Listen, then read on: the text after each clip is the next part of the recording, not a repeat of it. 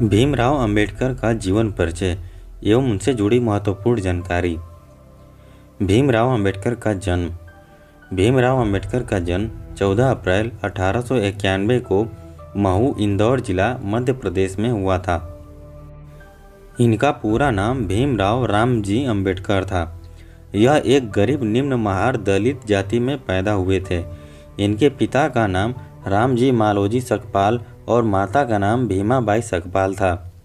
इनके पिता भारतीय सेना की महू छावनी में नौकरी किया करते थे। इनके माता पिता की 14 संतान थी। यह अपने माता पिता के अंतिम संतान थे। भीमराव अंबेडकर की शिक्षा। 1897 में अंबेडकर का परिवार मुंबई चला गया, जहां अंबेडकर एल्फिंस्टन हाई स्कूल में नामांकित एकमात्र अछूत बन गए। 1906 में जब वह लगभग 15 साल के थे तो उनकी शादी 9 साल की लड़की रमाबाई से हुई थी।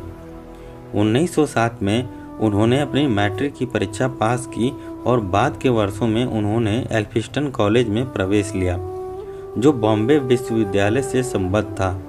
जब उन्होंने अपनी अंग्रेजी की 4वीं कक्षा की परीक्षाएं उत्तीर्ण की तो उनके समुदाय के लोग जश्न मनाना चाहते थे, क्योंकि वे मानते थे कि वह महान ऊंचाइयों पर पहुंच गए हैं। जो वे कहते हैं कि अन्य समुदायों में शिक्षा की स्थिति की तुलना में शायद ही कोई अवसर था। 1912 तक उन्होंने बम्बई विश्वविद्यालय से अर्थशास्त्र और राजनीति विज्ञान में अपनी डिग्री प्राप्त की और बड़ौदा राज्य सरकार के साथ रोजगार लेने के लिए तैयार हुए। 1913 में अंबेडकर 22 वर्ष की आयु में संयुक्त राज्य अमेरिका चले गए। उन्हें सयाजीराव गायकवाड़ तृतीय बड़ौदा के गायकवाड़ द्वारा स्थापित एक योजना के तहत 3 साल के लिए प्रति माह 11.5 पाउंड स्टर्लिंग की बड़ौदा राज्य छात्रवृत्ति से सम्मानित किया गया था। न्यूयॉर्क शहर में कोलंबिया विश्वविद्यालय में स्नातकोत्तर शिक्षा के अवसर प्रदान करने के लिए उन्होंने जून 1915 में अर्थशास्त्र में पढ़ाई की और समाजशास्त्र, इतिहास, दर्शन शास्त्र और मानव शास्त्र के अन्य विषयों में एमए की परीक्षा उत्तीर्ण की। अक्टूबर 1916 में उन्होंने ग्रे इन में बार कोर्स के लिए दाखिला लिया और उसी समय लंदन स्कूल ऑफ इकोनॉमिक्स में दाखिला लिया, जहां उन्होंने डॉक्टरेट थीसिस पर काम करना शुरू किया। 1921 में मास्टर डिग्री पूरी की। 1923 में उन्हें एक छात्र के रूप में डीएससी अर्थशास्त्र लंदन विश्वविद्यालय से सम्मानित किया गया था। भीमराव अंबेडकर का करियर। भीमराव अंबेडकर करीब 9 भाषाएं जानते थे। उन्होंने 21 साल तक लगभग सभी धर्मों की पढ़ाई भी कर ली थी। अंबेडकर के पास कुल 32 डिग्री थी। वो विदेश जाकर अर्थशास्त्र में पीएचडी करने वाले पहले भारतीय थे। वर्ष 1925 में ऑल यूरोपियन साइमन कमीशन के साथ काम करने के लिए भीमराव अंबेडकर को बॉम्बे प्रेसिडेंसी कमेटी में नियुक्त किया गया था। सन 1956 में बाबा साहेब नागपुर में एक समारोह में अपने 2 लाख अछूत साथियों के साथ हिंदू धर्म त्याग कर बौद्ध बन गए थे।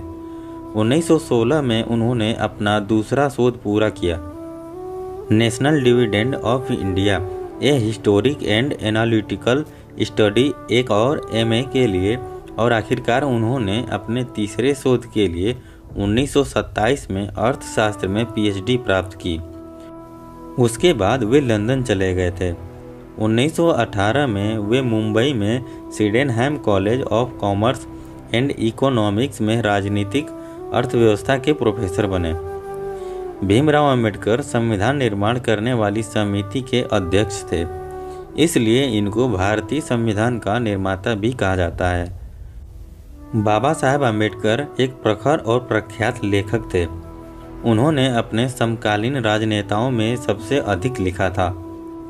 उन्होंने कुल 32 पुस्तकें, 10 ज्ञापन, साक्ष्य और कथन, 10 शोध दस्तावेज, लेखों और पुस्तकों की समीक्षा और 10 प्रस्तावना और भविष्यवाणियां लिखी थी। बुद्ध और उनका धर्म अंबेडकर की अंतिम पुस्तक है। Bharat Ratna doctor B R. अंबेडकर ने अपने जीवन के 65 वर्षों में देश को सामाजिक, आर्थिक, राजनीतिक, शैक्षणिक, धार्मिक, ऐतिहासिक, सांस्कृतिक, साहित्यिक, औद्योगिक, संवैधानिक इत्यादि विभिन्न क्षेत्रों में अनगिनत कार्य करके राष्ट्र निर्माण में महत्वपूर्ण योगदान दिया। बेजुबान, शोषित और अशिक्षित लोगों को जगाने के लिए वर्ष 1927 से 1956 के दौरान मूक नायक बहिष्कृत भारत समता, जनता और प्रबुद्ध भारत नामक 5 साप्ताहिक एवं पाक्षिक पत्र पत्रिकाओं का संपादन किया। उनके द्वारा आर्थिक, वित्तीय और प्रशासनिक योगदान में भारत में रिजर्व बैंक ऑफ इंडिया की स्थापना, डॉक्टर अंबेडकर द्वारा लिखित शोध ग्रंथ रुपये की समस्या, उसका उद्भव तथा उपाय और भारतीय चलन व बैंकिंग का इतिहास ग्रंथों और हिल्टन यंग कमीशन के समक्ष उनकी साक्ष्य के आधार पर 1935 से हुई।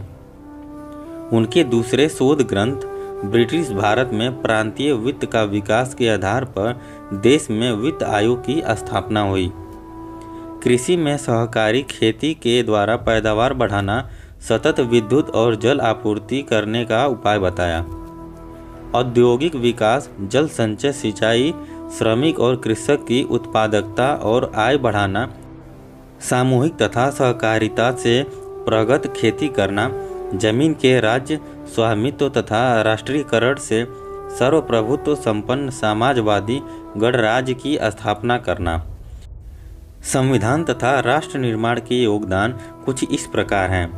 उन्होंने समता, समानता, बंधुता एवं मानवता आधारित भारतीय संविधान को 2 वर्ष 11 महीने और 17 दिन के कठिन परिश्रम से तैयार कर 26 नवंबर 1949 को तत्कालीन राष्ट्रपति डॉक्टर राजेंद्र प्रसाद को सौंपकर देश के समस्त नागरिकों को राष्ट्रीय एकता, अखंडता और व्यक्ति की गरिमा की जीवन पद्धति से भारतीय संस्कृति को अभिभूत किया।